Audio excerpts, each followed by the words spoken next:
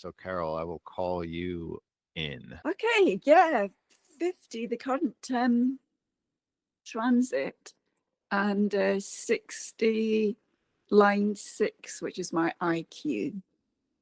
And I think the most pertinent it is for today and feels now, because I feel tearful about it, is this 60, line 6. Sure. What about it? Yeah, it feels, I've been doing a lot of resting because I have an infection. So I'm doing a lot of resting and doing what my body wants me to do. And I was hoping that I'd done enough rest to be able to go up to my office and do a couple of things, just some simple things. I'd emptied and filled the dishwasher. That was a physical thing, and a body saying, no more, you can't go to the office. And dealing with limitation is, sometimes I find it easier, and other times, like today, it's difficult. And I'm kind of just sitting with it. Anyway, so Yeah. So that's actually the gene key of my purpose.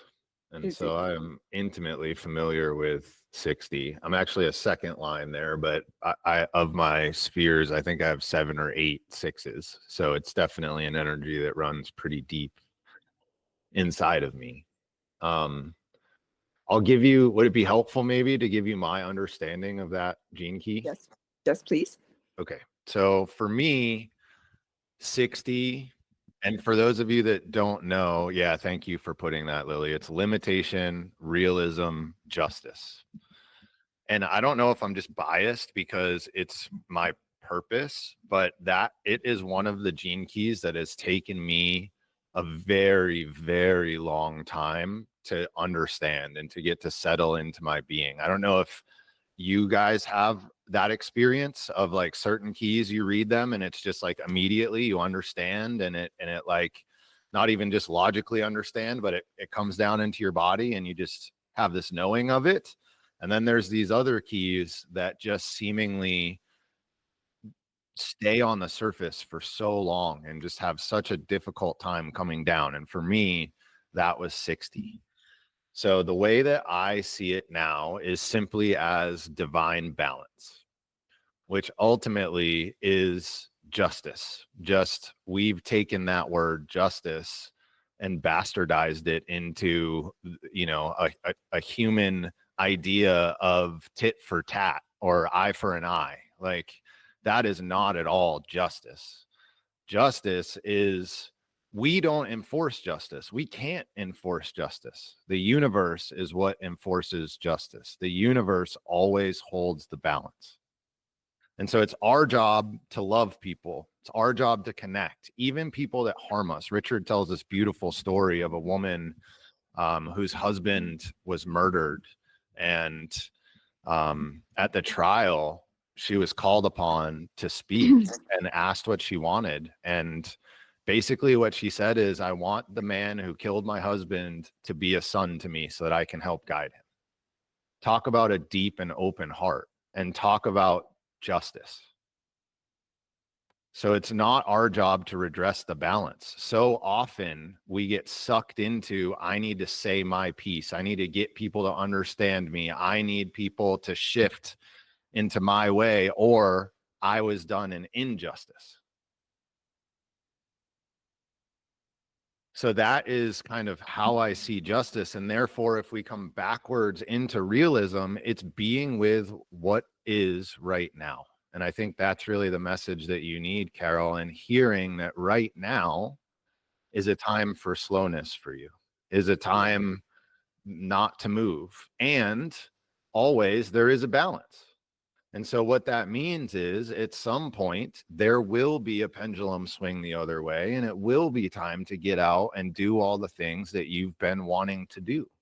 And that's the reality of the situation, right? That's realism. It's going from this feeling of I'm stuck and there's nothing I can do, which may be true in the moment, to which there's always things we can do. Let me take that back. But the reality of the situation is that pendulum is going to swing. So the limitation is the red tape, both external, like bureaucratic red tape that we're constantly running into, that we constantly have to unwind, but it's also this internal red tape, the things that we tell ourselves that we can't do because society told us we couldn't do it, or we have a limiting belief that tells us that we can't do it. All of those things are limitations, and we are limited, like it or not. All of us are limited. We are stuck in these physical bodies as infinite beings. That's about as limited as you can possibly be. And there is a reality, which is, as an infinite being in this body, I believe that it is our duty to bring those two worlds together inside of us, the world of physicality and the world of soul. And that, again, is the balance. It all comes back to the balance. Carol, did you want to say anything, or Lily's got her hand up to chime in with something as well? I think limitation has been a big one for me from all my experiences in life. There's others on the outside, my father, my husband, wanting to limit what I do. And I've kind of said, no, this is what I'm going to do, and I'm going to do it. In a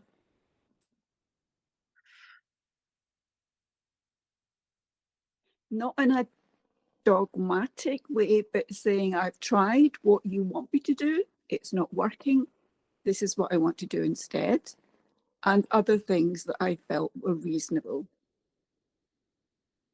They might have another opinion, but also for half of my life, I have had a disability and chronic illness. And there's times I can cope with it really well, and there's times I'm not. But within those limitations, I've managed to do so much. I've managed to actually perform and dance and sing and be in an opera and lots of things, create artwork and stuff. The amazing things that I can do despite my limitations. However, just sometimes, like today, it really gets me. I totally understand and resonate. When it comes to my physical body, I've been really open about my back, right? My back is just, when I say I had a bad back, I think that's like the understatement of the century. Like, there was a period of time where I couldn't walk almost, like I was just hobbling around, and I had to spend 2 hours every morning to even get my back to that place where I could kind of hobble around. And the reason that I bring that up is I saw that as one of, if not the biggest limitations in my life. And just recently, I've come to realize, as I reflect upon my process, that back pain forced me into a lot more stillness and a lot more meditation and a lot more of this like shifting movement thing that I do, which I can't really describe, but really connects me to God and to this thing that is inside of me trying to make its way out. And without my back pain, without being forced to go within and to like feel this energy that's stuck inside of me, I'm not sure that I would have slowed down enough to allow this transition to happen. And in that way, that limitation presses itself into service.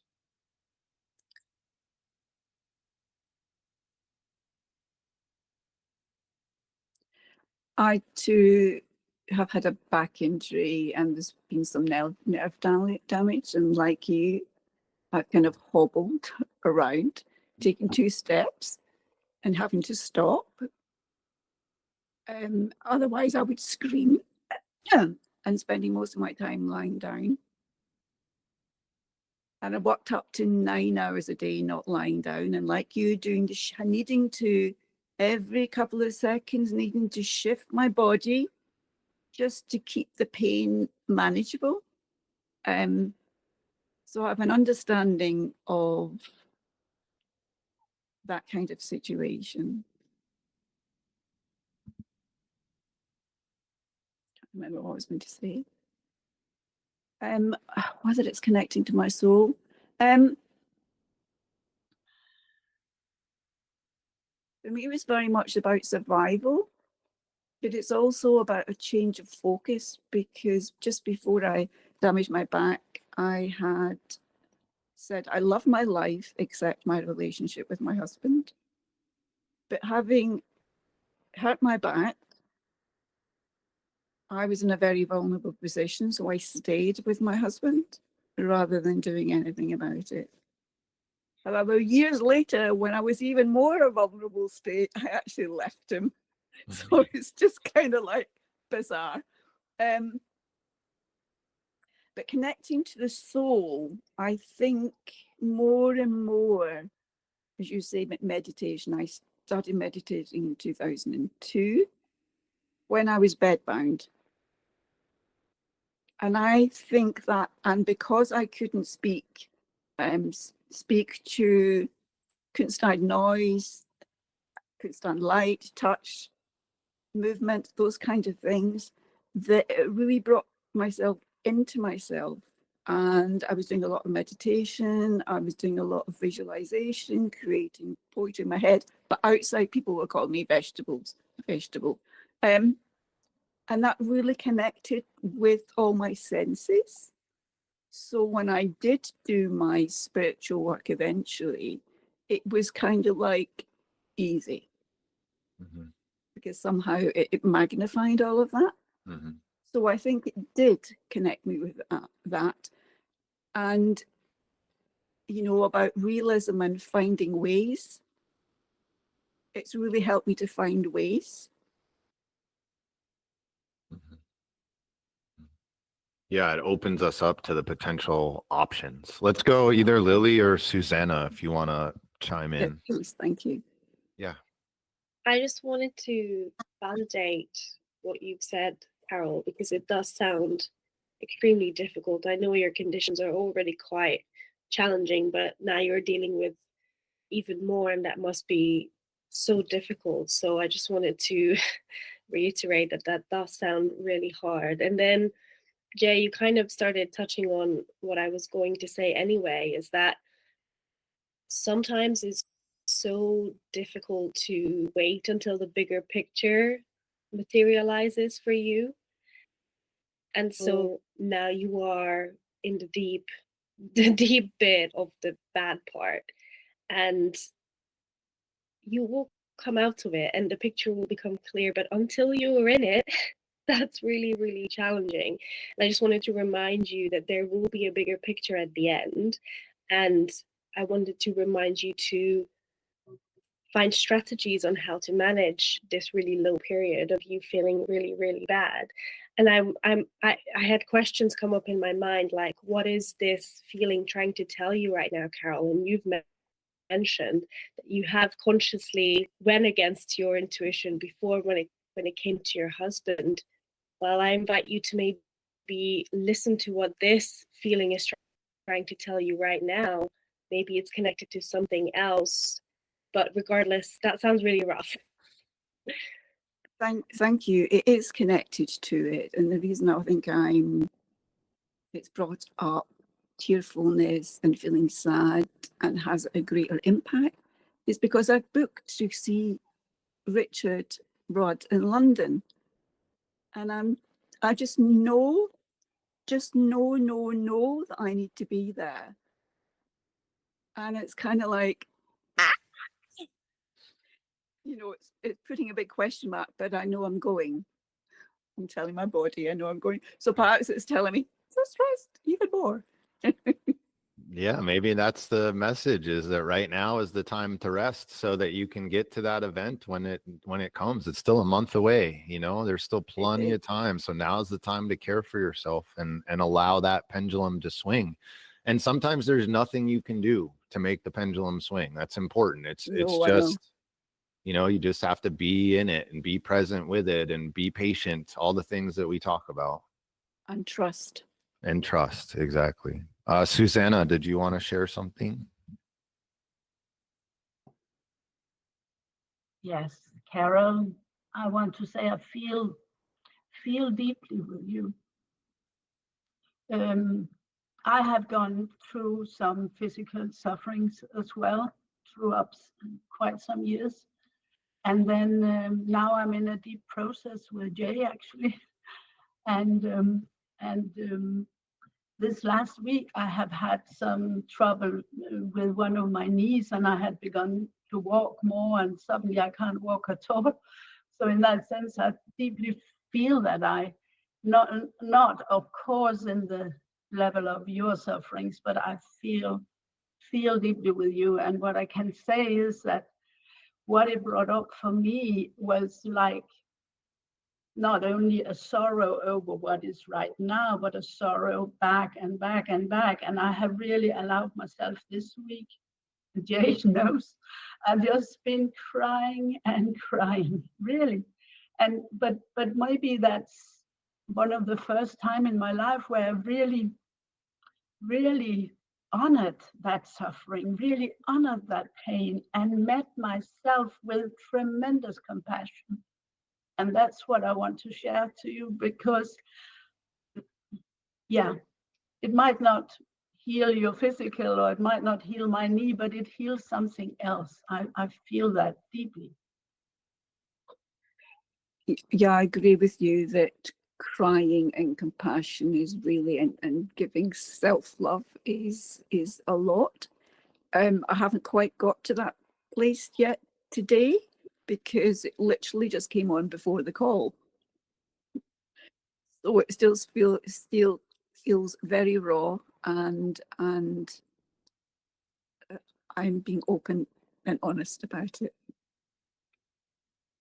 I'm not trying to hide, so I'm just being with it.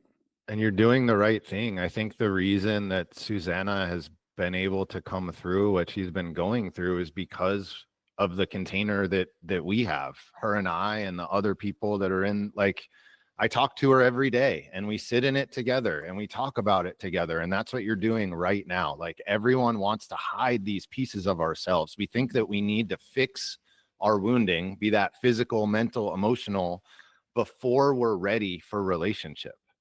But in reality, it's those wounds that you bring to the relationship that create tightness, that create closeness and intimacy with one another. So it's not that you need to heal yourself before you come into a relationship. You need to heal your relationship to your wounds, but you don't need to heal those wounds. That is two totally different things. Can you repeat that last bit, please? Yeah, maybe. So relationship with, sorry, I didn't quite. Yeah, so it's not that we need to heal our wounds before we enter into relationship. It's that we need to heal our relationship with our wounds, because it's in bringing those wounds that we can come into an intimate and tight, close relationship with people, because they can see, hey, you're wounded, and like it or not, so am I. We're all of us. Everyone sitting on this call right now is wounded in some way, shape, or form. And there's nothing to hide, but we all think we need to hide it. We all think we need to show up with everything together. And that's why I say you need to work on your relationship with the wound. Well, go ahead, Carol. Sorry, apologies. I thought you'd finished. I am. Because it feels damn vulnerable. Yes. Yeah, absolutely. And then real quick, I also want to just shout, because I don't think Susanna would claim this herself, but over the past couple weeks that we have been together, she has seen tremendous progress with her physical body and has lost a significant amount of weight, which was one of the things that we were working on. And I'm so proud of her and the things that we are working through. So thank you. Okay, I saw Paul and William, your hands were up and they're back down now. If you guys have anything to say, I want you to chime in, and then we'll circle to the other ladies who came in after. William, did you have something? Or Paul, please, either of you? Well, go ahead, William, you go first. Oh, no, I'm new here, so I didn't know the rotation, and that's all it was. It wasn't anything for Carol, so whenever you're ready to circle. Got it. Okay, heard. We'll go to you as we move on. And just so everybody knows, there isn't like a it kind of goes where it goes. There's not like a method to my madness here. We just kind of bounce around. So we might be right back there. Yeah, Lily said we vibe. Exactly. Paul, did you have something for Carol or something different? Something different, but just to piggyback on what you were saying to Carol, I think that's such great advice. Also, essentially, it's not identifying with our wounds or identifying with whatever trauma we may have experienced. And to the degree that we experience it is to the degree that we experience, I don't know, any kind of discomfort or disharmony in our real lives. And I feel like I'm slowly but surely understanding that more and more. But initially, what I was going to say to you is, this is my first time here, and Welcome. thank you. And I can't figure out how to put my camera on, but Gene Keys is actually very new modality to me. I'm a Vedic astrologer, and I feel like somehow I think I've probably watched every single video there is in the world about astrology. And so the universe was like, all right, we're moving you on to the next thing. And I just wanted to say to you, I saw what brought me here was your video about mastering inner transformation through alchemy and Gene Keys. And I have never really seen a video so well. It was just so well explained. I truly, I have a lot of placements in Gemini, so usually my internet browser looks like 27 different tablets open at the same time. And so this video was one of the 27, but it was open for a while because typically I'm like, okay, I'll get to it. But I knew the universe was kind of like nudging me to watch this video just because I don't know. I think what happened, I think my laptop at one point like shut down, just crashed, probably just overheated. And when I opened back up, it gave me the option to open back the tabs that I had, and yours was the first one to pop up. So I thought, okay, fine, let me just finally watch this. And I truly, I don't know if you felt like it was channeled work or I don't know, but great job explaining such a very complex and nuanced topic. And it resonated so much with me. Yeah, I just want to say thank you for that, because I think it's a really great video, and it's a really, how do I say this, innate talent you have to be able to explain these kinds of esoteric topics. So thank you. Yeah, absolutely. Thank you for the feedback. To answer your question, I wouldn't call it channeled, but I definitely do get into a state where words just, I mean, maybe, I don't know. I don't feel like it's coming, it definitely comes through me, like I just get into flow is the way that I would phrase it. Anyone that liked that video, that work came from Francis Weller, the guy that I brought up earlier. So in the chat right now, I just put the series that I took a lot of that from. So this is a 5-part series. I think it's like $55 or something like that. It is worth every penny. It is so good. It's called The Alchemy of Initiation, and it is all about the different initiations that we used to have culturally, where they were at the threshold of adolescence into adulthood, and those were the things that kind of allowed us to let go of a lot of our thinking around how can I get mine, for lack of a better way of saying that, right? The me focused into, this is where we let go of that childlike thinking and we step into the community comes first.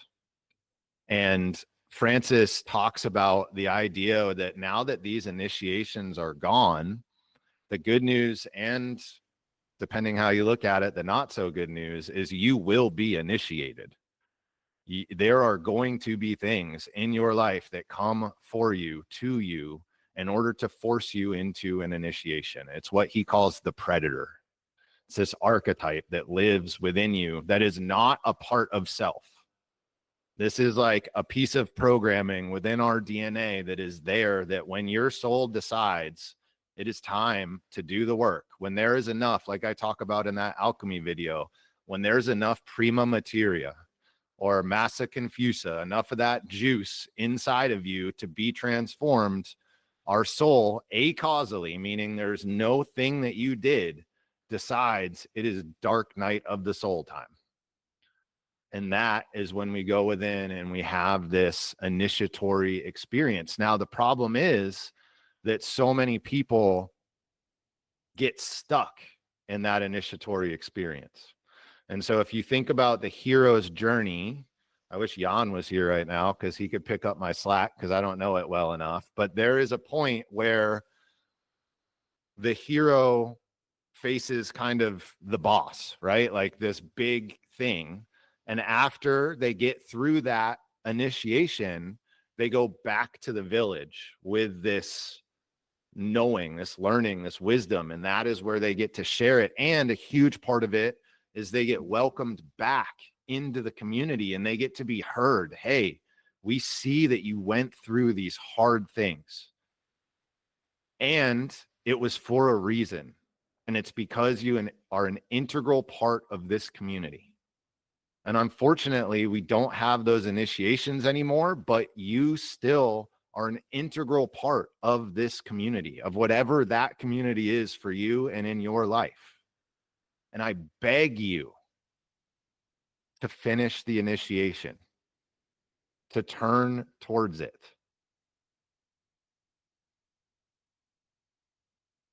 Yeah. Paul, is that helpful? Did that answer the question? It's very, very helpful. I'm at a particular point right now. So I'm 34 years old, and I don't know. Speaking of the dark night of the soul and everything, I feel like 2019 was that kind of the biggest catalyst for change for me. And so since then, I've just luckily answered that call and kept growing and evolving into a better holistic version of myself. But I think my personal plight where I'm at right now is because I've been afforded, I guess, more knowledge and been able to transform certain aspects of my life. I obviously want that for those around me, and I want that for those that I love. And the two main characters in my life were kind of really stuck, for lack of a better term, and not really answering that call that you just mentioned about, okay, the soul is saying, it's time, are my parents. And so, I'm their only child, and I feel like I understand it's like multiple things can be true at once, right? So I understand that it's fully their responsibility and their work to do to advance. I understand that. But it's also a yes and. As someone who deeply cares and loves them, I feel somehow, intertwined with that responsibility, or I feel like it's a shared responsibility somehow, to a certain degree, of course. And so, yeah, I don't know. My parents, they're in their mid 60s, and I'm like, guys, I know we can do this. I know in this particular incarnation, you can. I know you can. It's going to be very uncomfortable. It is very uncomfortable, but I also believe that when it comes to this kind of work, it also subscribes to the natural laws of physics, where inertia will say an object in motion wants to stay in motion, and an object at rest it takes a lot of energy to move that object. And so my parents have been rested for quite some time, and so I understand that that is why I'm experiencing such resistance to get the train moving in a different direction. First, I have to halt it in the direction that it's been going, and then get it to move in another direction. And I know. So yeah, I guess maybe my soul is here somehow, and wanting to listen to other people's experiences and just kind of peek into the future to see if there is indeed light at the end of the tunnel, or if I'm just holding the flashlight like and pretending like there's light. I'm sure there is. Can I give you a hard truth? Yes. And then we've got some other hands up, I think, that people want to share. So the hard truth is you're not going to be able to talk to them and get them to change their mind.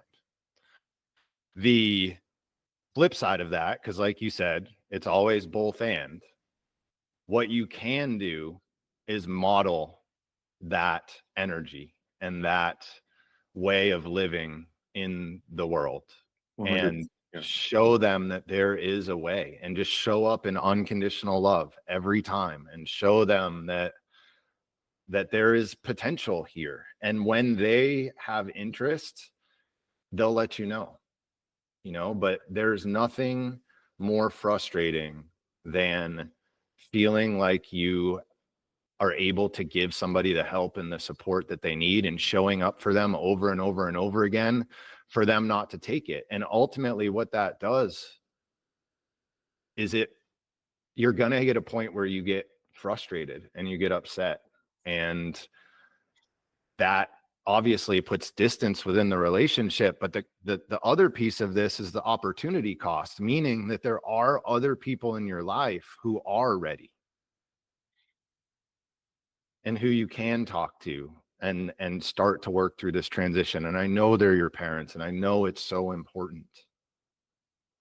Yeah, definitely. I'm lucky in the sense that I've found my soul tribe in that sense in my life. I feel like I've done a good job at attracting those people to me. And you're right. I know that there's nothing I can say that will make them come to it. But maybe the mindset that I have is, earlier you were talking about how after enough catalyst in one's life, at one point the soul decides it's time. And so I think I've been trying to be as much of the catalyst as I can in their lives to, get them to eventually pull the trigger, because and what that looks like is me pushing back on old ways of thinking whenever they say something that doesn't really, I know to be fundamentally wrong, right? Yep. I definitely, in a loving way. And also, this is why my favorite word in the world is nuance, right? Because it's like, I will give you that love and that space, but to the degree that I can withstand it without it, having a negative impact on me. Now, once we cross that threshold where it's like, okay, we're getting to the toxic level, then I have to obviously, take a step back. And which is, I've gotten so much better at doing that. I think before I let myself get angry and worked up in the negative energy of it all, but luckily we've come a long way since. So thank you for creating this this community. I think you're definitely doing God's work. So thank you. You're welcome. And it sounds like you're in the right place with this. And I just encourage you to continue to hold the intention, just like without needing to get it across to them, without needing to get them to see things a different way. Just hold the intention internally to yourself, and you'd be surprised the level of impact that I think that can have. Definitely. Thank you. Yeah, brother. Marcy, I want to kick it over to you. Hey, so Paul, your show really touches my heart for many reasons. One is I'm coming from Gene Keys, feeling so excited about his astrology level. So I'm going to be super stoked to connect. And also this bit about you being the only child, and from a family systems perspective, I just want to acknowledge and validate that that's a lot coming down. The family lines, the ancestors coming. I find when I work with families or people who are only children, it's a lot to take in. So I just wanted to share that bit. And also I highly recommend a video of Richard Rudd's, and it's basically him sharing his contemplation around the pain that he experiences watching his loved ones suffer. And it's called Transforming Control. There's so many jewels in that for me. So that might be helpful for you as well. And thanks for being here and showing up in this community, and really, really beautiful to meet you.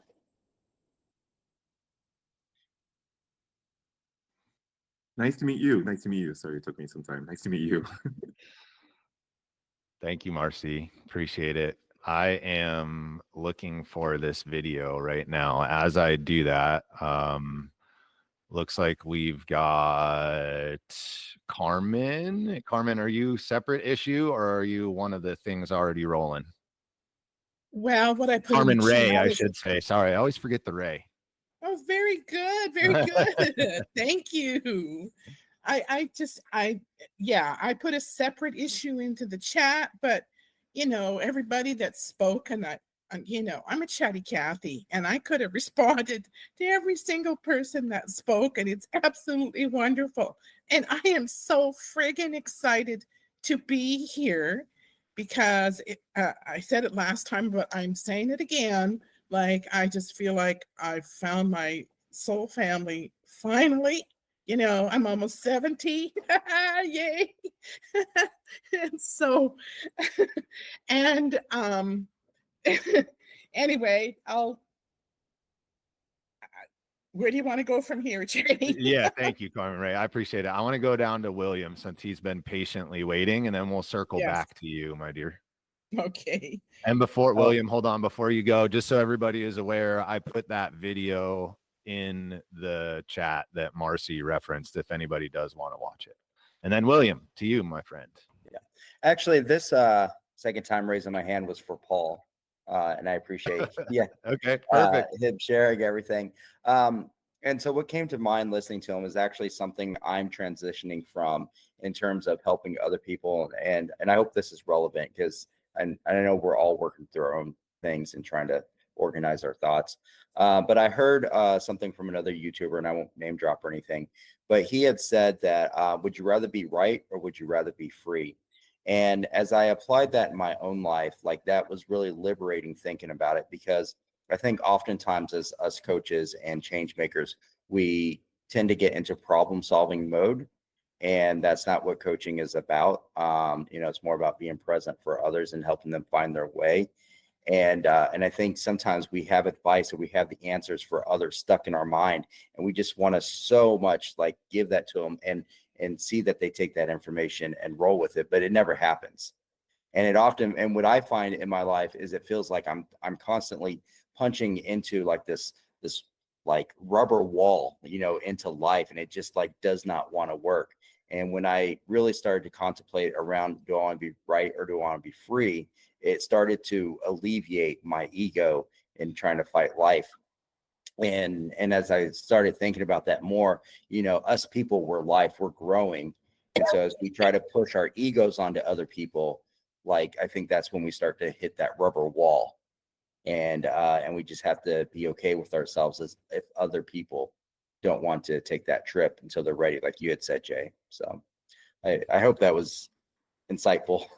Yeah, as that I was try great. to play with that thought myself. That was great. Go ahead, Paul. I see you unmuted. No, I was just gonna say thank you. That definitely resonated. Perfect. Yeah, I'm sure. Yeah, it's always backwards. Why do they make the cameras backwards? Does anybody have an answer to that? That says restraint. If you are looking at my screen, and it is like the theme of my life right now. This just keeps coming up over and over and over again.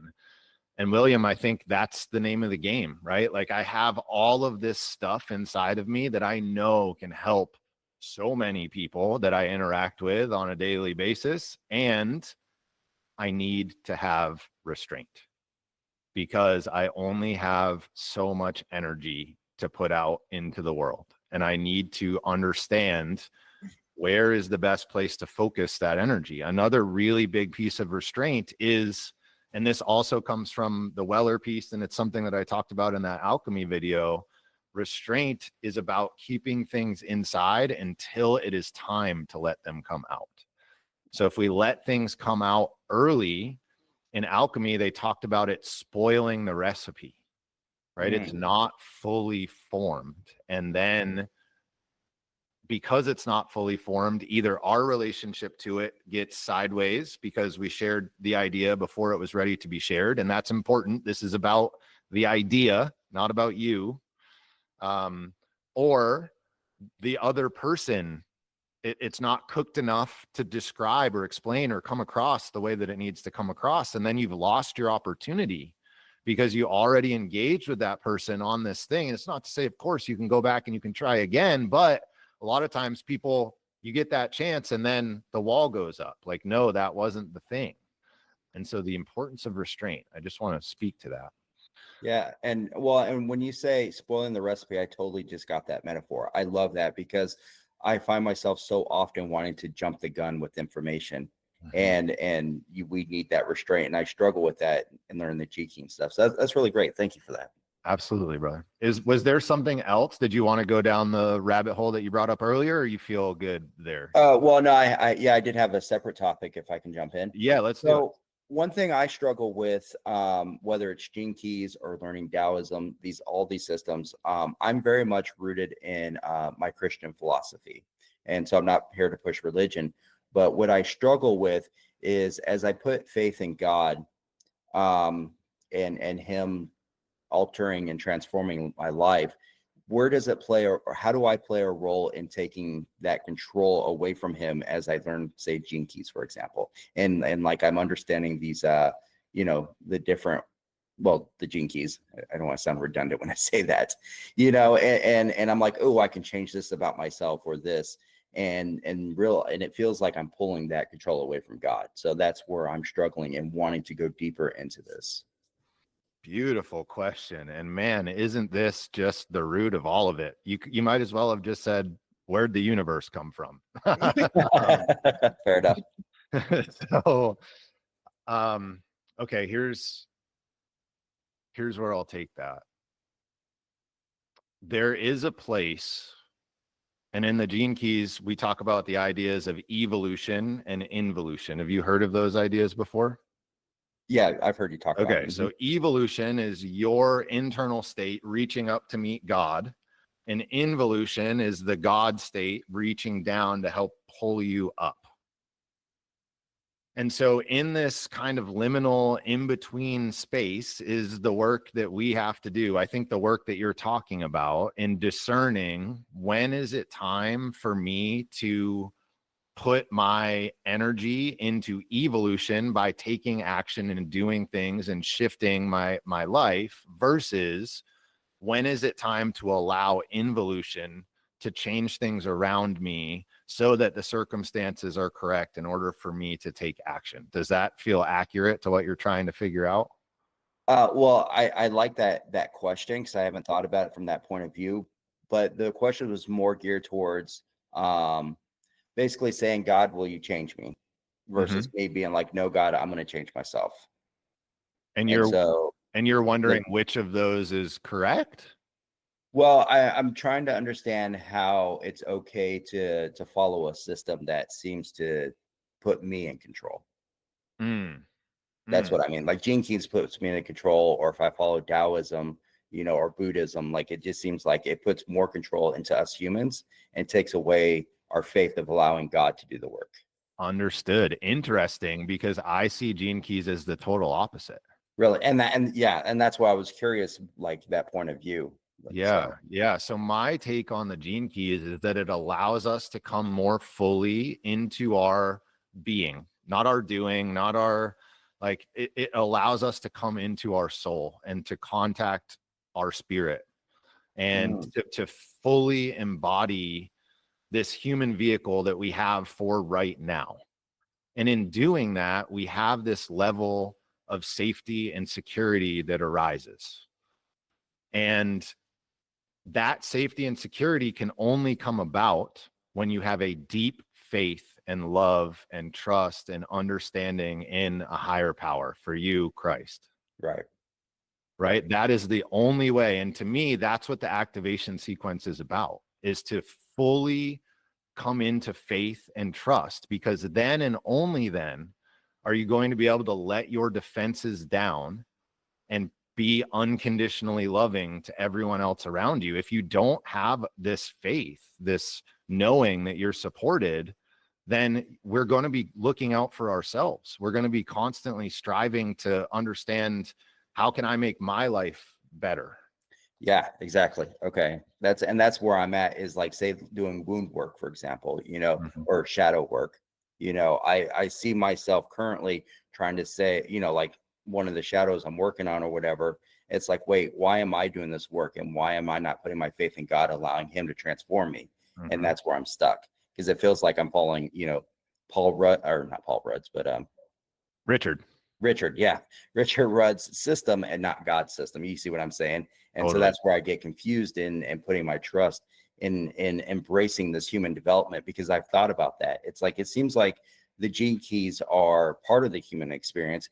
God put us here for human experience, but like, where do I put that faith in? So So maybe yeah. this will help is think of the gene keys as the banks of the river, right? So the gene keys are giving us a structure to allow God to come through. Oh, that's beautiful. That's great. Yeah, I totally got that metaphor. That's really good. Nice.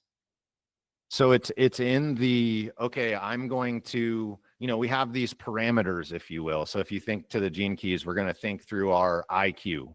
So we know, okay, this is something that happened to us from 14 to 21 years old. This is a way that I think through the world. Now I'm going to contemplate that, which means, be open, see what comes up, but I'm still holding that as an idea very loosely in the back of my brain. And then God gets to do the work, right? God gets to unwind that pattern, gets to allow you to give you the insights and the breakthroughs that are needed. So it's both, right? You're working with God through this process, but you need that relationship. You're not the one doing any of this. Right. And that's what I need to understand is, how do I not allow myself to do it? So good. Yeah. I like that bank metaphor, because that put it in my mind. Nice. Thank you. You're welcome, brother. I'd like to step in, yeah, please. Val, go. I also, William, I was raised a holy roller, and I've stepped away from Jesus for a short period of time in my life, but I'm back. And what I would like to say as a fellow Christian, as somebody who wants to follow the ways of Christ, Christ says to us, his overarching for everything, first, love God. Of all of these, right? Love God first and love your neighbor as yourself. Okay. So when we're looking at these gene keys, when we're going through this, in my opinion, this is us becoming the best us that we can be, so that we can love God with all of our heart, so that we can love our fellow people with all of our heart, so that we can love us with all of our heart. We have to love ourselves in order to even understand how to love God. You see what I mean? Yeah, If we that's really can't great. even understand the biggest rule of Jesus Christ is to love God with all our heart. But how do we do that if we don't know how to love ourselves? So that's what I think. Oh, wow. That's does that's that really make good. sense from a Christian perspective? Yeah, and I could see that playing out too, like the shadow works that we do is to learning to love ourselves. You got it. And Oh, it's not wow. us making the decision, it's God. But God is telling us in those scriptures, like that's it. Like that's what I always come back to, because if we can Nice. come back to that, you know what I mean? Because everything that we're doing to help our own spiritual growth and to connect more deeply with ourselves also helps us connect more deeply with God, helps us connect more deeply with our neighbors, with our friends, with our family, with everything. So I would say, look at it like that you don't have to choose, because as you build yourself and as you grow deeply into that connection that you have with God, then you grow with everything and then we get to be the person that we need to be for the world, for the synarchy, for the 55th gate, you know what I mean? For all of that. We get to be that, right? But we've got to go in and, there's more Christian stuff that we could throw in there. No, and that's really good, because actually you really spoke to something I've been struggling with since I've really taken this Christian step is loving myself. Because I find love for God, but then I don't find love for myself. And I've been having a hard time doing discipleship work. And I really appreciate those words, because that inner work really does allow you to start to love yourself and heal yourself. So that's really great. And wait, because the better you get at loving yourself, imagine the love that now you're going to be able to feel for God because you did that. Yes, exactly. Yeah. Awesome. Thank you so much. I appreciate that. Yeah, thank you. Thank you. I appreciate it also, because I also been going through this for the last couple of weeks, really digging deep into this. So So thank you, because you helped me even clarify within myself all of it. So yeah, Oh, nice. yeah, May I beautiful. jump in there real quick? Yes. Something that Jay said earlier that I completely agree with. And what I'm about to say, my understanding of this vacillates in a single day. Okay, sometimes I really get it, and sometimes I don't get it as much. But I started off being, I was, baptized and fully in the church, immersed in the church. But through my own volition, by the way. At 15 years old, I was like, I really wanted. I don't know why, but I felt very, very called. And it's funny because as the universe would have it, my path went from being very, very, very intricately involved in the church to then eventually coming to reconcile with myself fully, with my sexuality and everything. And I'm gay, by the way. So when I finally got to the point where I was fully accepting of myself, which it was a long journey, it really was.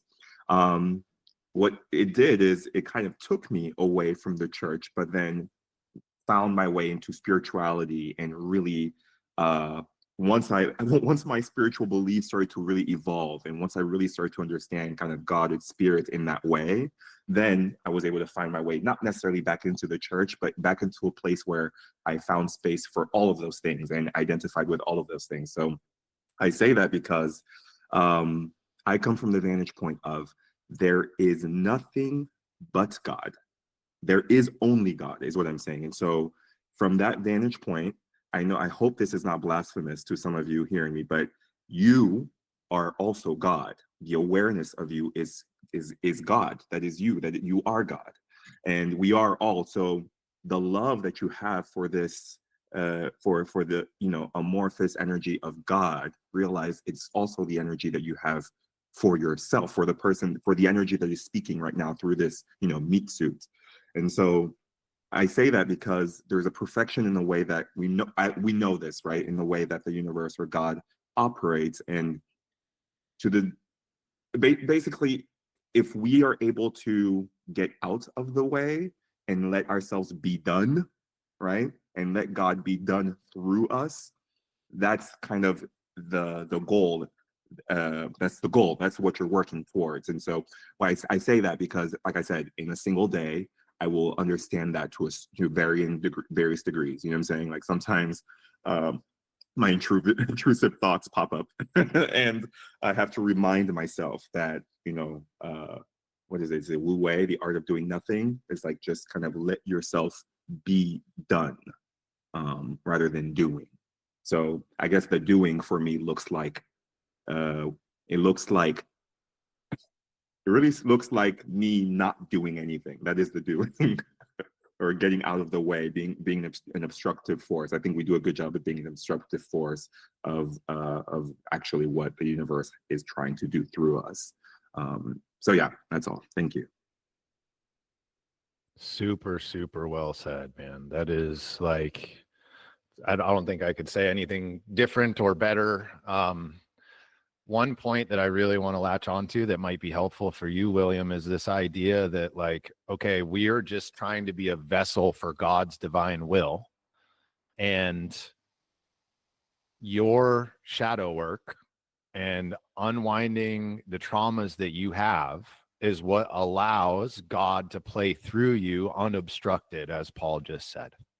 So that's my understanding of what your role here is. You're born perfect because God made you.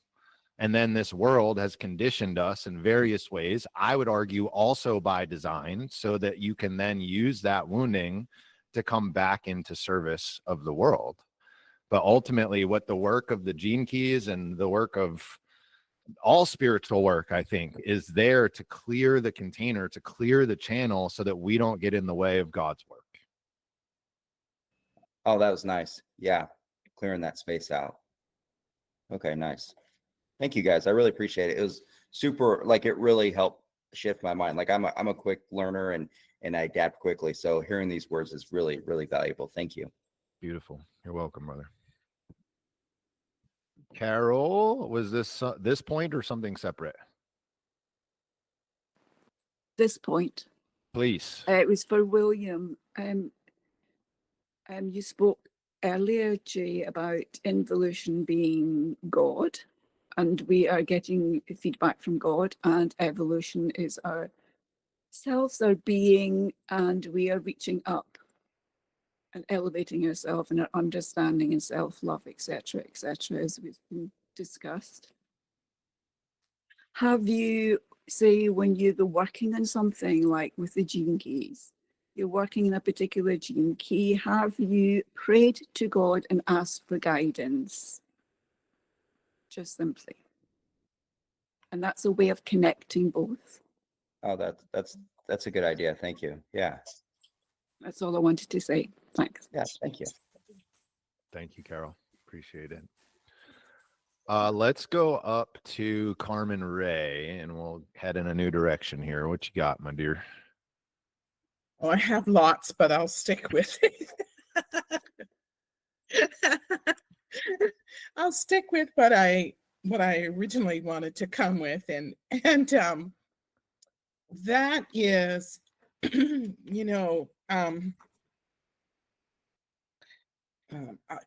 I've been around Gene Keys for about 5 years. One of my daughters introduced me to it, and I absolutely love it. And I've mentioned before that I come from a fundamental background, so I sure understand your struggle, William. Because that's pretty, for me, it was very, very, very heavy conditioning. Anyway, I won't go there, but I get it. Thank you. I get what you're working through. Thank you. Anyway, where I wanted to go is, my my ex-husband, of like ex of 13 years ago or whatever, has developed dementia. He's in the early stages of dementia. And, as I've studied the gene keys, I've seen bits and pieces of all of myself and all of my family in the gene keys. You're reading something and I would read something and going, oh my God, that sounds like so-and-so. I'd look it up, and sure enough, they've got that gene key or whatever really prominent in their profile. Anyway, my thing is that, I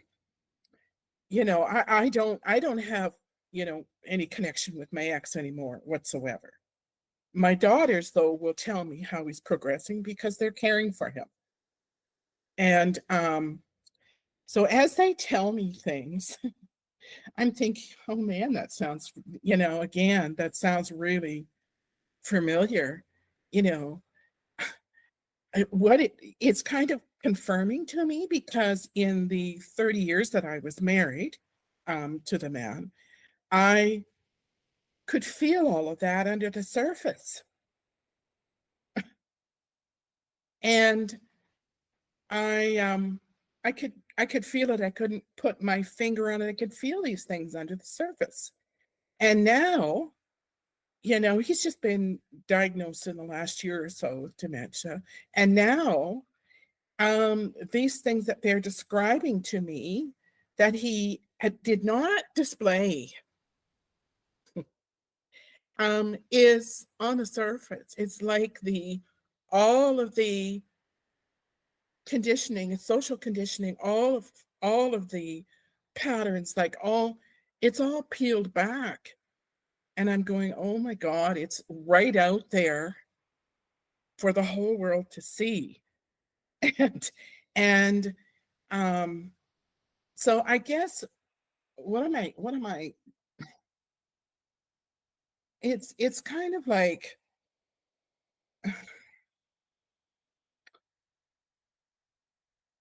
this thing we call dementia, I guess it's a modern day term to me. It's a modern day term for shadows, quite frankly. I don't know if that's too simplistic or whatever, but I would sure love to hear feedback on that, I'm thinking, because, you know, the kinds of things that have come to the surface that are on display that my daughters tell me about are things that I always wanted to address in our marriage, and it just didn't happen. And now it's right on the surface, and I'm thinking, okay, so what is this thing called dementia really? And I'm gonna throw this in the mix too, because I had one of my daughters just this last week say to me, but the others have said it as well, and they've said it a few times in the last few years. But it has really come forward with the whole dementia thing. You know, is narcissism. I'm just, you know, because again, you know, they have said that my daughters have said, Dad doesn't care about us at all, Mom. He could care less. Now, in terms of dementia, that's a natural progression. That would be a normal thing. That would be something that you would anticipate over time with dementia. But I'm looking at, okay, again, I looked up his profile, and there was Gene Key 10, which is about narcissism. So, you know, and I haven't shared any of this with my daughters. You talk about having to restrain yourself because it's inappropriate. It's not the time.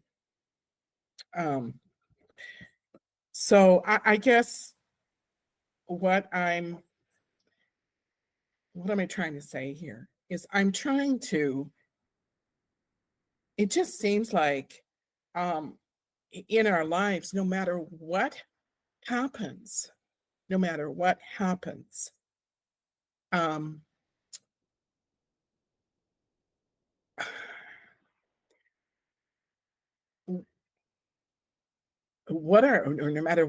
experience is, we're going to evolve. Period. Whether we like it or not, almost. Because, like I said, with my ex, the stuff that I'm seeing now is stuff that is flagrant, stuff that just was under the surface all his life. And so I guess I wouldn't call it dementia, like I said. I don't know. Any feedback on that? I mean, I don't know enough about the disease other than having been around. Unfortunately, one of my favorite clients, and when I had the gym, had early onset dementia, and it was terrible. And my experience with him is not at all like you're talking about. Like, he Yeah. is very kind and very loving still to this day, right now. So I want to push back on saying that this just brings people, that it's just shadow. I disagree wholeheartedly on that front. Mm-hmm. Let me go to Kirsten. Your hand was up first. If you have something here.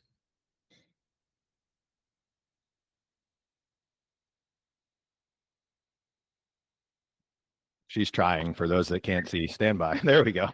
Sorry, I'm not super technologically savvy. Sorry about this. You're a little far. Your mic's cutting in and out. You might need to hold it a little closer to you. Can you hear me now? That's better, yeah. I just, I actually do have a little bit of experience with dementia. My grandmother had it really badly, and I recently worked with a woman who had schizoaffective disorder and also most likely was coming on with very bad dementia, but it was very hard to differentiate between the two things.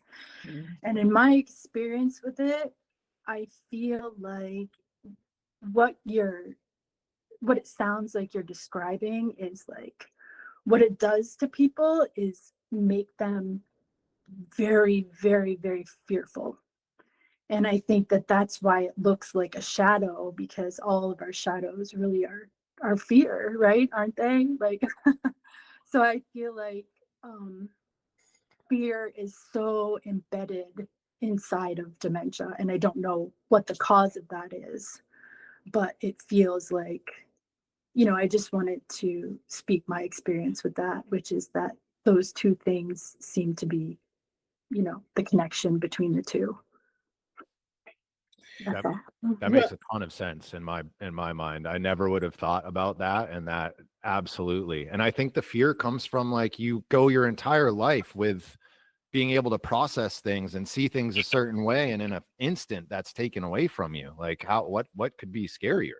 I think you're just it's a deep, deep, deep forgetting. Like my grandmother at the end, it's like my father said like she doesn't know how to eat anymore. Like they literally forget they forget what it is to eat. Like I went and, luckily she had people going to see her every day and care for her, but like, cause she had to eventually go into a home, but like she would like, my uncle would hand her a sandwich and she would like go to pour the drink on it because she didn't understand the forgetting is so deep that you don't even know what you're supposed to do with those things. So that level of forgetting, like it can do nothing but cause fear. I feel like, you know what I mean? Like the level of disorientation there is so deep, you know what I mean? So like, I feel like there's got to be a lot of like compassion and understanding for that level of, you know what I mean? It's totally, it feels inevitable that all of your shadows or fears or whatever would come to the surface in that kind of situation. Yeah. I really like that perspective, Kirsten, because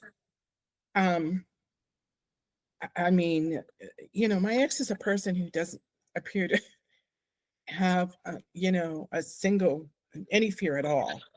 However, as I said before, what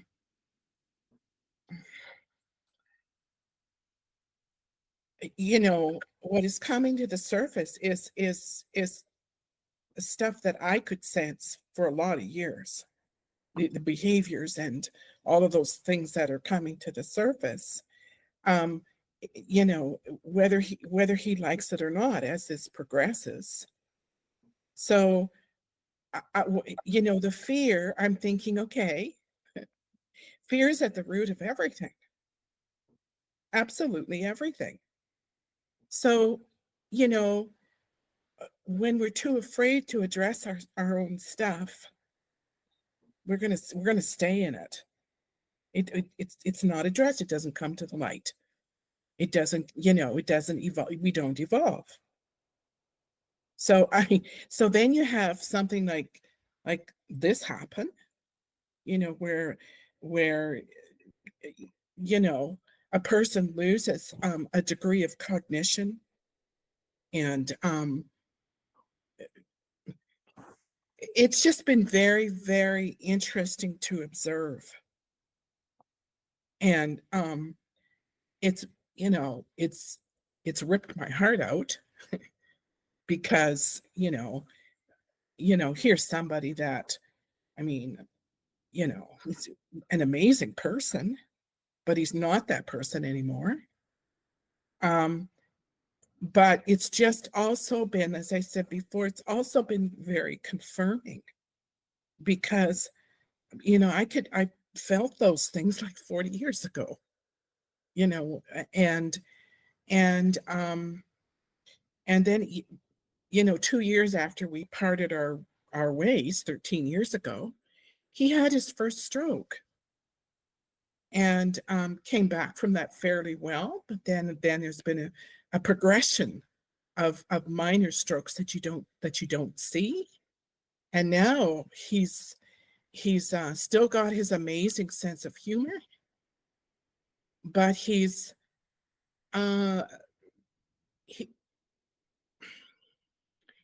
totally disconnected. For somebody who was a phenomenal networker with people, he's totally disconnected with people now. I mean, he's completely he's still independent. He's still living on his own. He's taking care of himself well enough.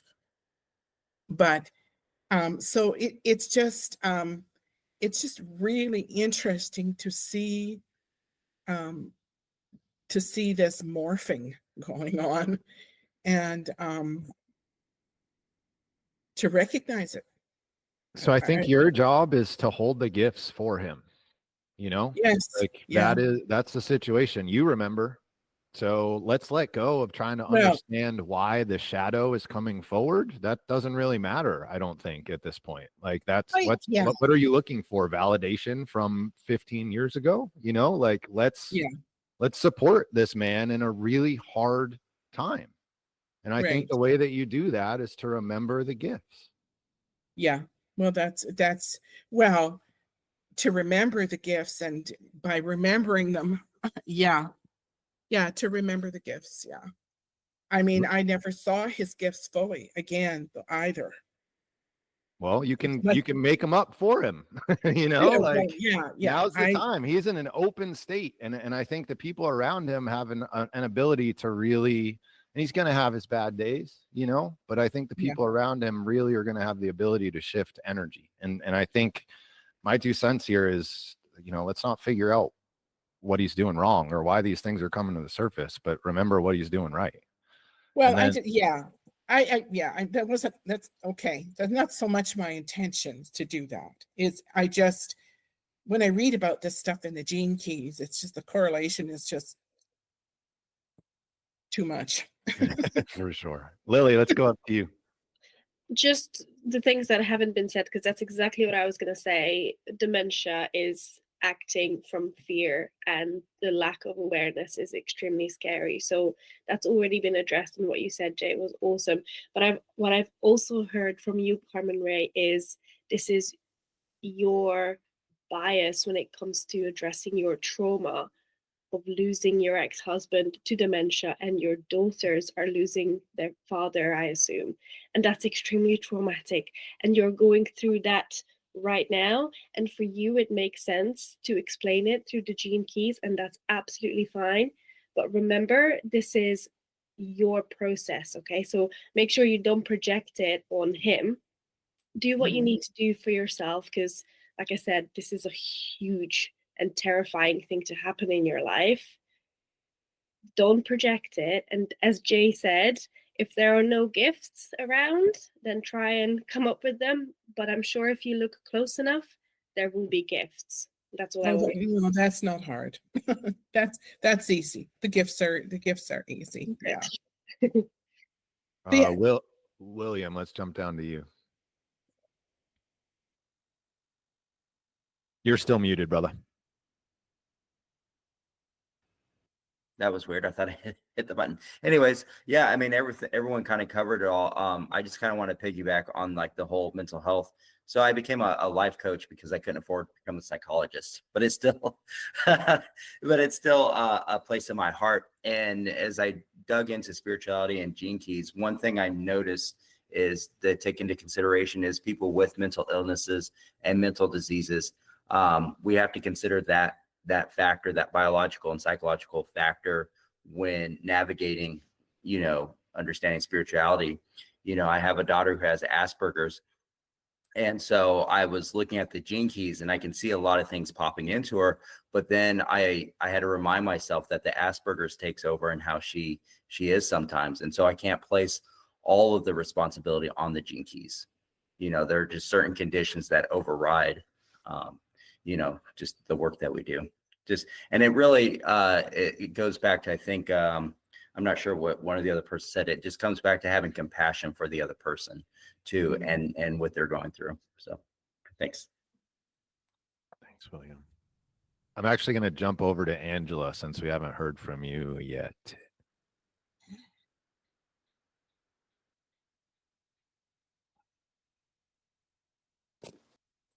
Okay. Hey, hello everyone. I just wanted to share something. I actually just did an Alzheimer's summit. I think it was a couple of weeks ago. It's with the Craniosacral Upledger group. And so they had an Alzheimer's summit. So a lot of great information there. And one of the recommended books was Prevent Alzheimer's in just 10 minutes a day. So that might be something good for your daughters. They could help him with. My mother also had Alzheimer's, so I was her caretaker. So I can understand from both a clinical perspective and a caretaker how challenging it can be. One thing that's very important is a lot of times caretakers don't get the care that they need. So, you know, you playing a part in that, just kind of holding that space for your daughters as they walk through this hard time in life will be a big, you know, thing that you can do for them as well. Yeah, thank you for that. That's my focus is, quite frankly, I'm bringing this up here. These are my private thoughts, but I don't discuss this stuff with my daughters. Yeah. And I have put the focus on taking care of myself, loving myself, and then you know, supporting my daughters, just loving them and supporting them, and that's it. And so you know they're doing fairly well with it, and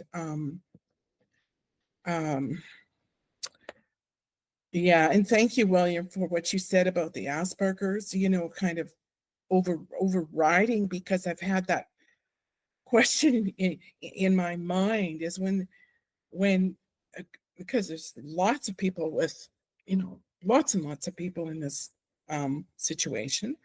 You know, again, as I've studied gene keys and putting together where people are at with different mental health, different disabilities, how they work together, you know, like it's just something that flits through my mind as I'm reading something. I see a correlation and I think, oh, that's interesting, you know. But I'm not saying that I understand it all. You know, disabilities, I mean, and the whole, and putting disabilities and mental health and gene keys together. I mean, it's just that's just beyond me, and it's not my focus. Let's put it that way. But the other thing I wanted to bring up is in relation to people, you know, very evolved people, very conscious people who have health conditions or states, you know, because I have a friend who's had like Carol, like, I mean, she's had severe back pain from like 40 years ago, you know, when she had a head-on collision with a semi truck. And I mean, she's absolutely just an amazing person, very, very evolved, and very connected with a large group of leading and connected with a large group of people online. And but she's also she's really gone after looking for everything under the sun to bring healing to her back and to be, you know, free of this pain that is very debilitating. She hasn't been able to leave her house now for 3 years. And she can step out into her yard a little bit sometimes. But so my question there is, because I read about it again in Richard's book, Dare to Be Divine. I forget which city he was talking about, but he made a brief mention of sometimes when people are highly evolved, they get to a certain state, their body can't catch up. They have a great deal of suffering of some form or other, because their body still hasn't, it's not that it can't, it hasn't caught up with their evolved state. And so, I wonder about that too,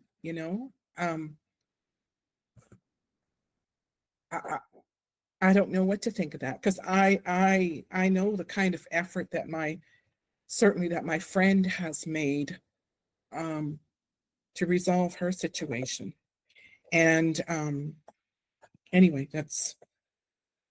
So I just put a video, one of my videos, in the chat about chronic conditions. Have you watched that one yet, Carmen Ray? No. Okay, so give that a go. Share that with your friend. And I hear you, absolutely. I've heard it referred to as ascension flu, right? Where there is a level of development that occurs that our physical body can't keep up with. And I'd argue that that is by far the exception to what drives chronic conditions and issues in the body. Okay. I would argue way more often it's the opposite, which is that our soul is asking for something and we are not giving what it's asking us for. Okay, well, I would agree. I'm with you on that, Jay, because this same friend, we've been friends for quite a few years, and so I would be observing things that are none of my business to comment on, quite frankly. And I was, after probably about 6 years of friendship, she came to me when she was in an absolutely, had really hit rock bottom. And I said, so we talked, and I was able to have a very,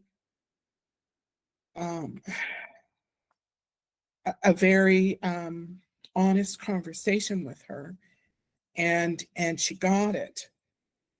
She got the conversation. However, I don't think the follow-up was there because the conversation was, there's a root to this inside you. Yeah, back pain is not 99% of the time. Back pain is not a physical structural issue. And I'm speaking from somebody who was told it was a physical structural issue, and it absolutely, with certainty, was not, right? I have degenerative disc disorder. I have bulging discs in 3 different spots in my spine, all of these things, right? So it's not to say that those don't happen and that they don't cause physical pain. Sure. Yeah. And the thing that fixed my back was a relationship with God. Shocker. Yeah.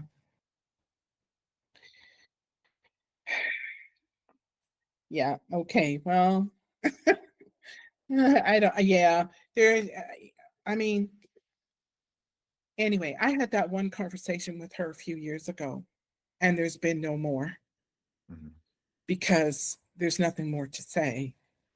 Send her that video. It's not, maybe watch it first, because she's probably not going to love what's in there. But if she's willing to take ownership and she's not stuck in a victim mentality, it will be very, very helpful for her. Well, yeah. Okay. Okay. Yeah, she's Sounds good, Paul. You're welcome, brother. Yeah, I don't think there's anything more I can say. Yeah, the other thing that I wanted to say that's not related to that is that I'm going to stop you there, my dear, because we've already had 2 things, and I want to just make sure, like, I want to create the space to allow people to speak in here. Well, thanks for shutting me up.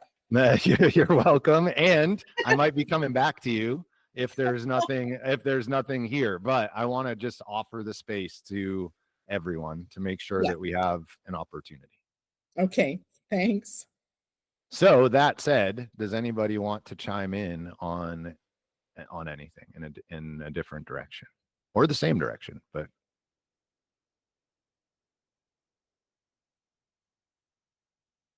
Andre, you got it, brother. Well, Carol, I'm assuming yours, Carol, was related to that. Is that the case? It wasn't, but it could be. No, but I'm just thinking it could be because I'm someone with physical illness, chronic illness. And if it's a correlation between what I've not done is that I didn't trust my intuition when I was younger. However, I am trusting it much more and developing and trusting it more now. And sometimes, like now, having this infection and not being able to do much is trusting it enough when it says rest. Trusting it enough to when it says rest so that I can go to London in a month's time. I don't know if that's relevant, but for me, that's my understanding. If there's anything else, I'm like you, Jay, I'm a 6'2", so there's certain things I will not see. But yeah, I'm trusting it more. That's it. It's one of the hardest things for us to do because we just want to take action. We just want to fix it. And unfortunately, a lot of the times what's being asked of us is to can you believe that this is the right thing for you in this moment? And God, the universe, whatever you want to call it, it's got jokes because it always waits until like the very last moment to deliver the thing that you needed. And the question is, can you not freak out in that moment? So I have full faith that you are going to get there, and just listen, honor it. Because if you don't honor it, I take back what I just said. You gotta listen. You gotta listen to your guidance and to your intuition. Absolutely. And my word for the year this year was listen. Perfect. Well, take some of your own medicine then. Andre, over to you, bro. You're still muted, my friend. Totally forgot about that. Thank you so much, Jay, and so grateful for everybody sharing. I've already gotten my medicines that I required from a long time ago, so I'm just coming on these calls, just supporting and just being here in my energy. I did have a question. I was looking for one of your videos, and because you posted a lot now, there was a moment where you're talking about wealth and prosperity. So I'm kind of changing it. Either you can send the link to that video, or if you can just quickly explain again, like in depth, the difference between the two, because I'm still kind of conceptualizing that. Absolutely. Yeah. Okay. That's a great question. And the simplest way that I can explain it is that wealth is an accumulation and prosperity is a flow. So wealth. So the idea behind wealth is how can I gather as many resources as possible for myself? And how can I maintain those resources? So just in case I get into trouble, I have them, or just in case I want something, I have it. Okay. Prosperity is, and the issue with that is that it clogs up the flow, meaning like all that accumulation starts to get heavy. and we get weighed down by it, right? You look at people that have 2 houses and they've got the yacht crew that needs to service it, and they've like all of these different things that become a burden and like really weigh you down in life. Whereas prosperity, something comes in, we let that move through us. We offer that as a gift, whether that's a thought came into our brain and I turn it into service by turning it into a piece of art to share with somebody, or for example, in the work, I don't know if, well, whatever, I already started. In the work that I do with some of the people who are here right now, they don't know this, but I give 10% of that money away immediately as soon as I get it to different causes and things like that when it comes through the door. And that's because I believe that it's going to continue to flow. It's going to continue to come back to me. So prosperity is flow and wealth is more accumulation. Exactly. So what about abundance? So that's the other piece here is that that prosperity too, another big way that it's different from wealth is that it takes into account your entire life.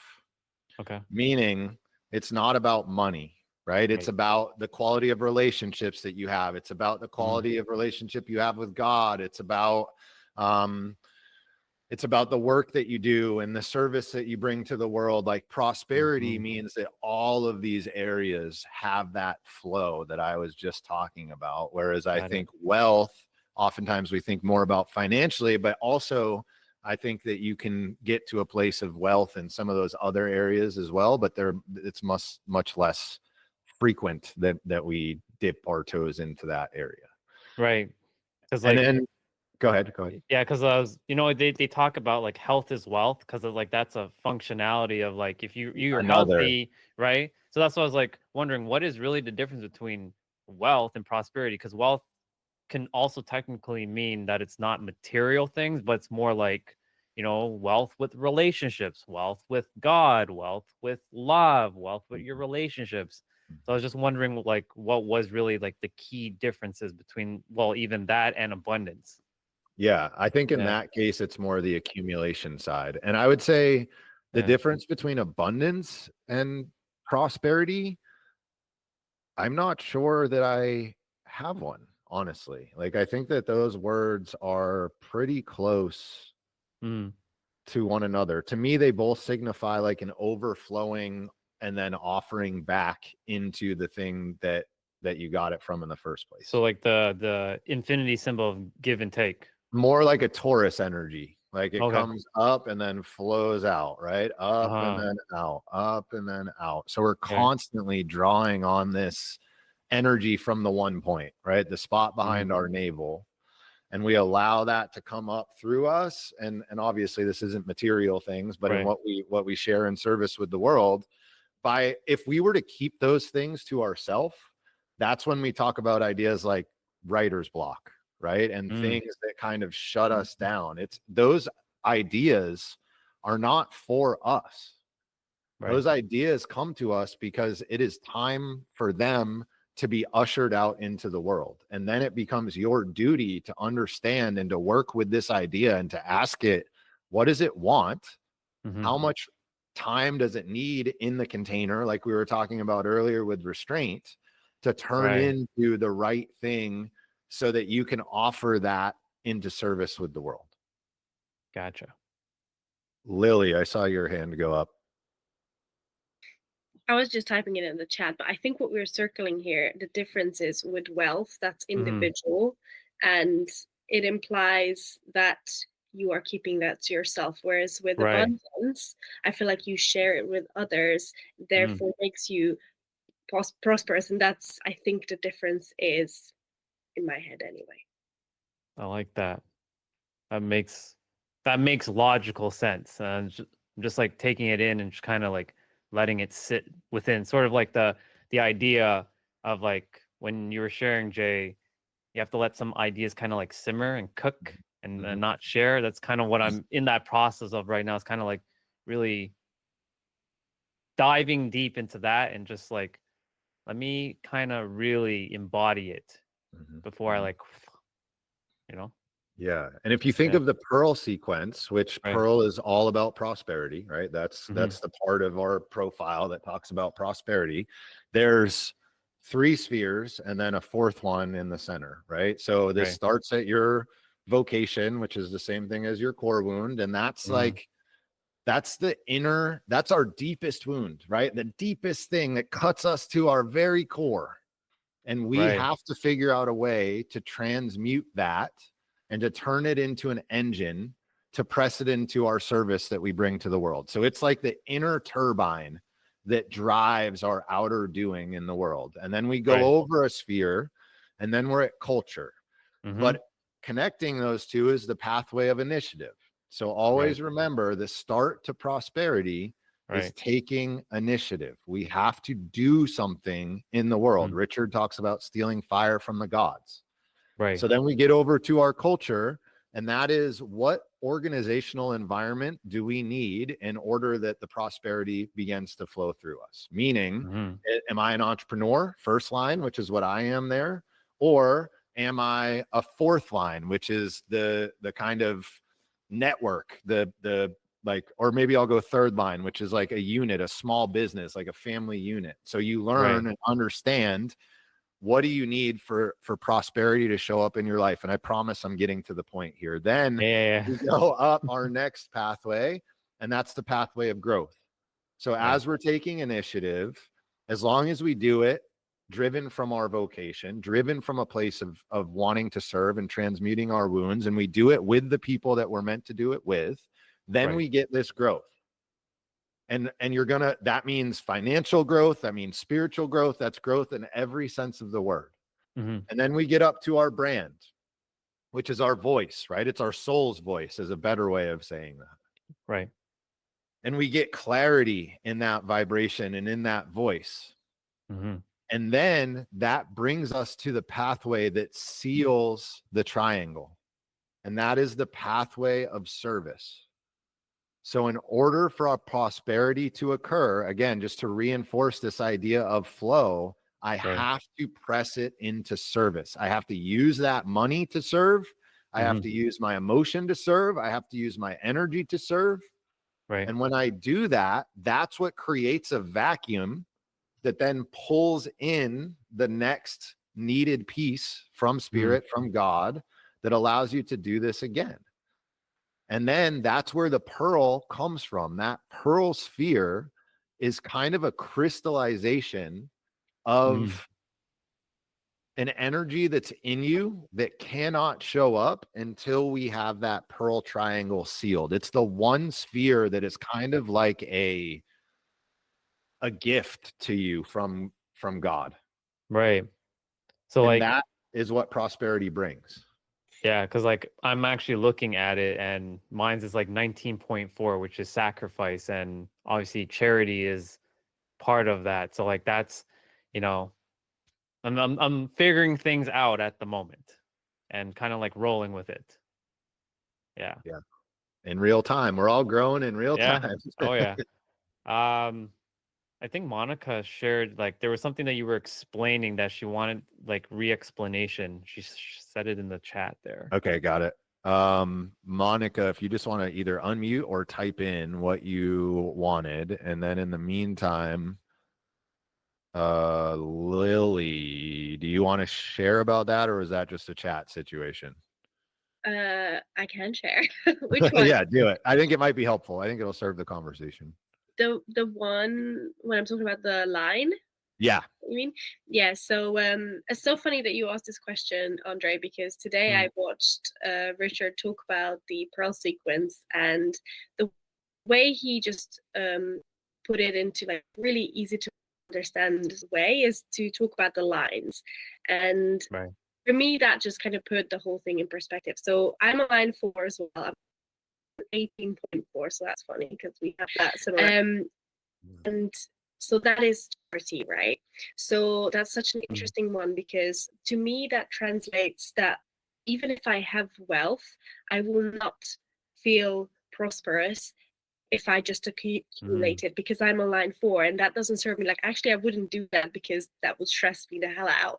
So I'm the type of person who does work for free all the time because that's what brings me joy. That's what brings me abundance. And I know that's what I have to do, because that is what fulfills me. And so I have to follow that intuition. And it sounds like you'll be the same because you're also a line 4. Yeah. I know that Richard is introducing the star pearl soon, so like that's gonna be a whole other like ball game when that comes out. So your lines of the pearl tells you your relationship to money, essentially, like tells you how much you need and what kind of life is ideal for you. Because if you're a line 1 in the pearl and you had billions of dollars, you would be the most miserable human on planet Earth. I promise you, even though you think that the money is what's going to bring the joy, or a lot of people think that the money is what's going to bring the joy. For some people, that is the truth. However, it's only, 18% of people that's the truth for. And we all think that is our truth because that's what our culture puts into us. Kirsten, I saw your hand go up. Let's go over there. And then Monica, I'm coming to you after. I guess I had a question that's related to this, but also sort of a little bit separate too. Like, I was thinking about, Jay, I know you had your business before that was a totally different type of business. And I am like going through a really ginormous shift in my life that sort of feels like everything is on fire, but like, it's okay, like I feel centered inside of that fire, but what I don't sometimes know is like, I hear like really loud calling for like letting go.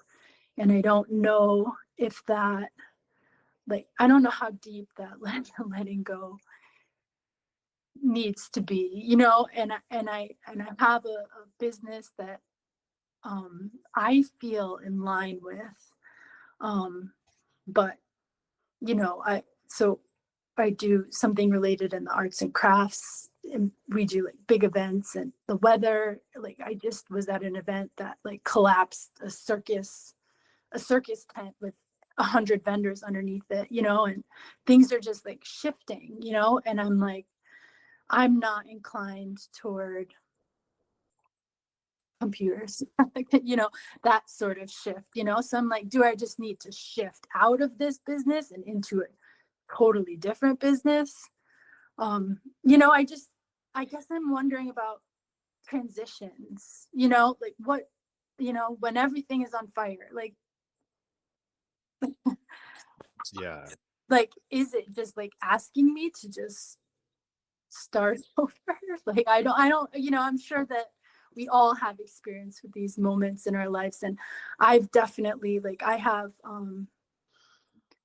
47 twice, and I've definitely experienced ginormous shifts in my life. I definitely feel like I'm probably at least my 3rd or 4th person at this point in my life, and I hear that again, like, but I'm like, okay, it's also, I don't know what the answer is. I feel sometimes confused and disoriented. I really am, like, life has given it to me right now, like what we were talking about earlier, where it's like, it's put me in that space, and I'm just looking for some feedback on that, So I don't know. Well, actually, I do know. I can't give you an answer, unfortunately, but what I can give you is my experience in walking through this exact thing. I'm not kidding. Like, I was resonating so deeply as you were talking with my experience from a couple years ago. And it's funny because I would tell everyone, like, I know, guys, like, everyone would check on me so often because from the outside looking in, it was bad, right? Like things were falling apart and the business was falling apart and my marriage was falling apart and like it was all over the place. And I just swore up and down that internally I feel better and felt better than I ever had in my entire life. Well, all of those things were happening external to me.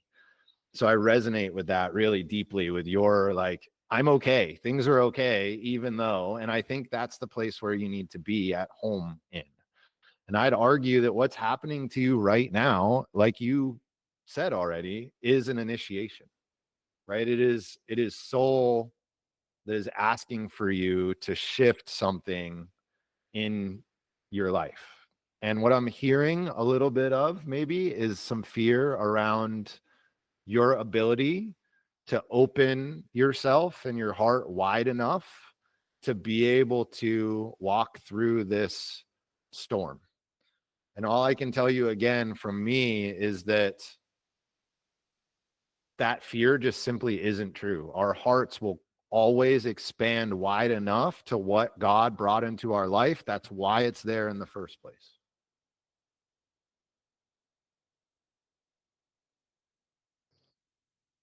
Yeah, I know. I feel exactly what you're saying,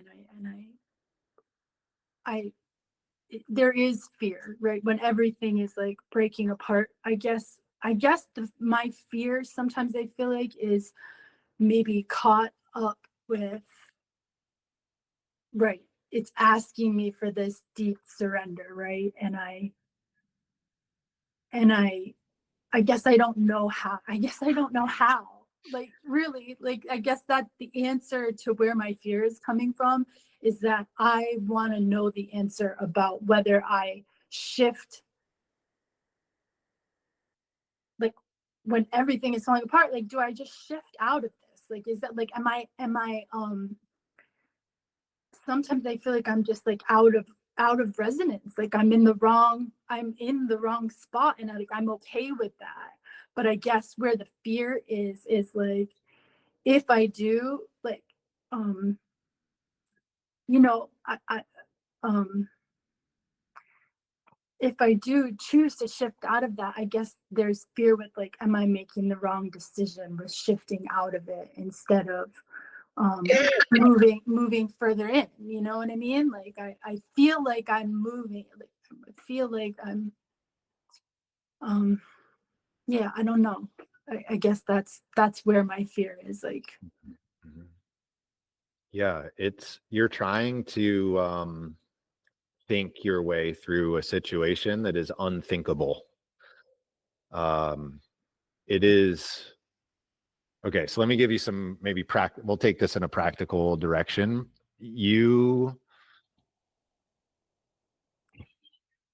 The only way that we can get back to that feeling of feeling like we are in flow again is in this present moment right now. And so letting go of I don't know what the big picture is going to look like. Letting go of should I do this or should I do this? And instead focusing on right now, what is being brought to me, what is being asked of me, what do I need to focus on in this moment? And I promise you that when you need it, each time, the next step is going to become clear. So Richard uses the analogy here of like you're walking on a stone pathway, and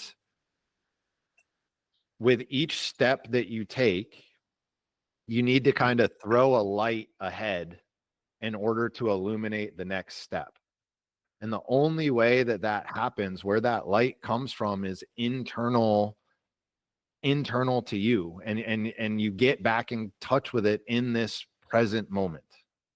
And when you do that and you engage with what's right in front of you, the next stone shows up and the next stone shows up. And we as humans do not like that, right? We want security, we want stability, we want vision. And I think that's what's being asked of you is, can you just do what comes up in the now? Yeah. Okay. Well, thank you for that. You're welcome. You're welcome. Okay, it is 2:02.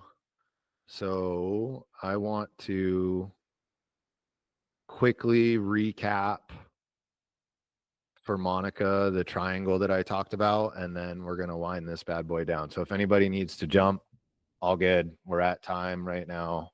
No pressure on my end.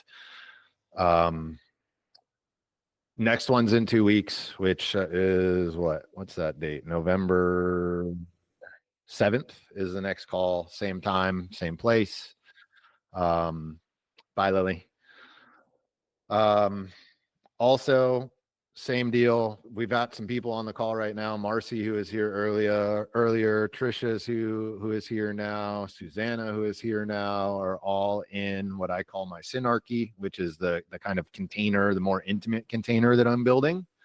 If anybody is interested in that, just reach out to me. There's a million ways to do it. I'm sure you guys can figure it out. And then Monica, to answer your question, the triangle. So this comes from the Pearl sequence. And the idea is that we've got to seal the triangle. So we started our vocation, which is the deepest wound that we have, that we transmute into the energy that we use to show up in service. So it's kind of like I was talking about earlier with relationship, that we think we need to heal our wounds in order to go into relationship. And what I said instead is you actually need to heal your relationship with your wound and bring it into relationship. Well, the same thing is true here, except you're not bringing it to relationship. You're bringing it to service. You're bringing it to the whole. So I guess you are bringing it to relationship, but it's with all of us. Once we have figured out how to do that, then we take initiative. We use that inner drive to create action in our lives. And that brings us to the pathway of initiative. When we take that initiative, the universe sees us taking it, and the sphere of our culture begins to start to take shape. And what that means is the people that you need to call into your life, which happens through your sphere of attraction, are called into your life so that that initiative can be turned into growth. In other words, you start to live your soul's mission and it starts to actually take hold. So that is the next pathway as we go up to the pathway of growth. And then we end up at the brand, which is your soul's voice. It's the way that you express with the world. And it's important that it's our soul's flavor, right? It starts at our life's work, which is our ego's work. And then we get back to that same sphere and it's called the brand, and it is our soul's work. So that brand, then we speak what we need to speak out into the world, and we do it from a place of service, which leads back to that sphere of the core or your vocation. And by bringing it back to where it starts, we've sealed the triangle.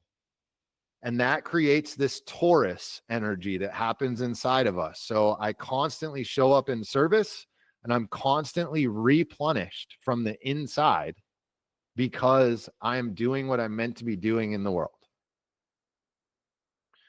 So that is kind of sealing the triangle. And when you seal the triangle, that's what allows the pearl sphere to begin to crystallize in your life. So the pearl is really something that only starts to show up when you have, it comes later in the process. Let's put it that way. It's more of a gift from the gods, as I said. Monica, I hope that was, yes. Okay, good. I'm glad that was helpful. With that said, I'm going to wind this thing down. I'll send an email out with the recording. Thank you all for being here. I really appreciate it. I'm not just saying that. Thank you. Kirsten just asked a question. I'm going to answer it. I guess I'll go, do you think you could have shifted what you would rather than? Yes. Good question. And my answer is, if I could do it again, I would not do it the way that I did it. Yes, I absolutely. This was like 2020, and it was before I really fully leaped in, like I was in that phase in my life where intellectually I understood all this stuff, but it was not embodied. It was not down in my heart and in my belly. And so the actions that I took were not embodied actions. And if I could do this again, I would have kept my business and it would have gone a totally different direction. And I would have kept my marriage and it would have gone a totally different direction. And I have said that to my ex, like this is very much on me, and I see my role in it. And absolutely, I was trying to shift my internal state by changing my external reality instead of the other way around. Okay, thanks for coming back around to that. I know it's past time. That's okay. You're welcome. You're welcome. Yes, the key is to embody it. It doesn't matter. Look at this stuff until you're blue in the face. It does not matter. Your actions speak what you believe. All right, now I'm leaving for real. Bye.